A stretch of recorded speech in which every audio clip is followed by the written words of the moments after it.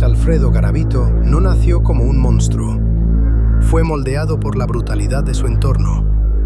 Nacido el 25 de enero de 1957 en Génova, Quindío, en una Colombia rural donde la violencia era el pan de cada día, su destino parecía sellado desde la cuna. Fue el mayor de 7 hermanos en un hogar donde la figura paterna no era un guía, sino un verdugo. Su padre, un hombre de una crueldad indescriptible, lo sometía a palizas sistemáticas que dejaban marcas no solo en su piel, sino en su psique. Sin embargo, el golpe definitivo a su humanidad ocurrió fuera de casa. A una edad muy temprana, Garavito fue víctima de abusos sexuales repetidos por parte de 2 vecinos adultos. En lugar de recibir consuelo, el joven Luis fue devorado por la vergüenza y el silencio.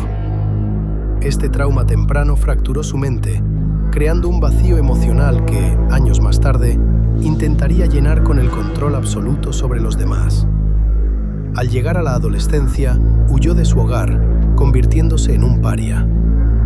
Vagó por las calles, sumergiéndose en el alcoholismo y trabajando en empleos mediocres. Pero bajo esa apariencia de vagabundo inofensivo, se gestaba un resentimiento volcánico contra la sociedad. Garavito no quería ser más la víctima, quería ser el amo del miedo. Así, la semilla del odio comenzó a germinar y el hombre herido dio paso al depredador más letal que el continente americano haya conocido jamás. Durante la década de los 90, Colombia se convirtió en el coto de caza personal de Garavito. Su capacidad para pasar desapercibido era su arma más peligrosa. Recorrió más de 11 departamentos, desde las montañas de Antioquia hasta las llanuras del Meta, dejando tras de sí un rastro de desapariciones que nadie lograba conectar. Su estrategia era una obra maestra de la manipulación psicológica. Garavito entendía perfectamente las carencias de su país.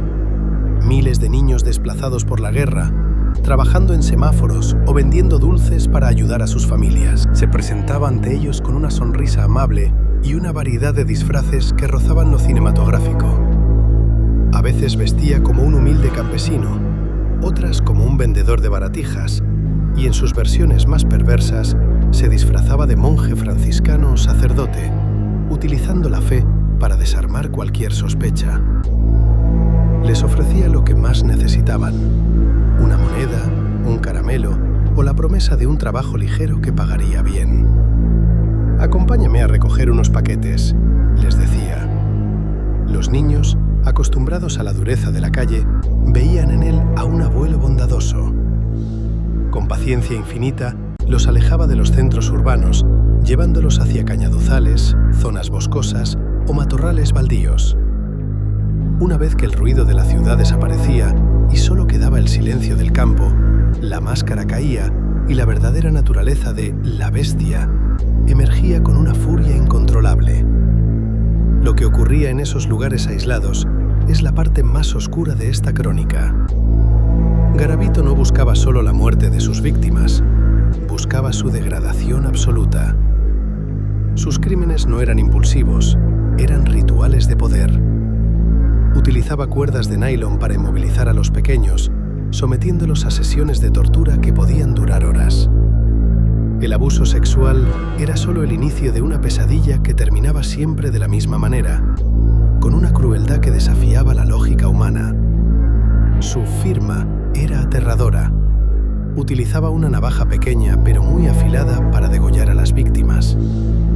Los investigadores forenses, años más tarde, quedarían horrorizados al descubrir que muchos de los cuerpos presentaban marcas post-mortem que sugerían que Garavito seguía ensañándose con ellos, incluso después de que hubieran exhalado su último suspiro. En su maleta de viaje, que cargaba como si fuera un turista común, guardaba trofeos, recortes de periódicos sobre niños desaparecidos y fotos que él mismo tomaba. El número de víctimas confirmadas por la Fiscalía llegó a 193, pero los expertos en criminología y el propio Garavito sugirieron en varias ocasiones que la cifra real superaba con creces los 300 niños. Colombia estaba ante un homicida industrial, un hombre que había convertido el asesinato en una rutina diaria. La impunidad de Garavito se debió, en gran parte, a la invisibilidad de sus víctimas. Para el Estado, los niños de la calle no eran una prioridad. Sin embargo, el destino le jugó una mala pasada en 1999. En la ciudad de Villavicencio, un ciudadano notó algo extraño. Un hombre de aspecto desaliñado intentaba llevarse a un niño hacia un matorral. La intervención de este civil y de la policía local permitió su captura inicial por intento de abuso. Lo que parecía un caso menor dio un giro dramático cuando un investigador, al revisar las pertenencias de Garavito, encontró un diario. En aquellas páginas, escritas con una letra pequeña y ordenada, Garavito llevaba un registro de sus viajes, fechas y lugares. Paralelamente, en otra región del país, el CTI, Cuerpo Técnico de Investigación, había comenzado a encontrar fosas comunes con niños que presentaban el mismo patrón de degollamiento. El enfrentamiento entre los investigadores y el asesino en la sala de interrogatorios fue una batalla de nervios. Al principio, Garavito mantuvo una actitud arrogante, casi mesiánica. Pero cuando le mostraron las pruebas de ADN y las fotos de los cuerpos recuperados, su fachada se quebró. Con una frialdad sociopática, comenzó a confesar. Pidió perdón frente a las cámaras, pero sus palabras carecían de alma. Parecía más interesado en el récord de sus crímenes que en el dolor de las familias. Ayudó a los peritos a localizar más de 100 cuerpos, dibujando mapas detallados que mostraban una memoria fotográfica espeluznante. El juicio de Luis Alfredo Garavito fue el evento judicial más traumático en la historia de Colombia. La indignación pública alcanzó niveles de estallido social cuando se supo que debido a que las penas en Colombia no eran acumulativas en ese entonces y por su supuesta colaboración, la sentencia efectiva podría ser de apenas 20 o 30 años. Las madres de las víctimas gritaban justicia a las afueras de los juzgados, exigiendo la pena de muerte o la cadena perpetua, ninguna de las cuales existía en el Código Penal del país. Garavito pasó sus últimos 24 años de vida saltando de prisión en prisión bajo medidas de seguridad extremas.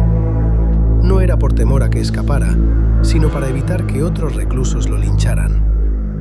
En su celda, se rodeó de Biblias y libros religiosos, afirmando que se había convertido al cristianismo, un movimiento que muchos consideraron una cínica estrategia para obtener beneficios carcelarios. Con el tiempo, su salud comenzó a deteriorarse. Un agresivo cáncer de ojo y leucemia empezaron a consumir al hombre que una vez consumió la vida de cientos. El 12 de octubre de 2023, Luis Alfredo Garavito murió en una clínica de Valledupar a los 66 años. Murió solo, odiado por una nación entera y sin haber revelado jamás el paradero de todas sus víctimas.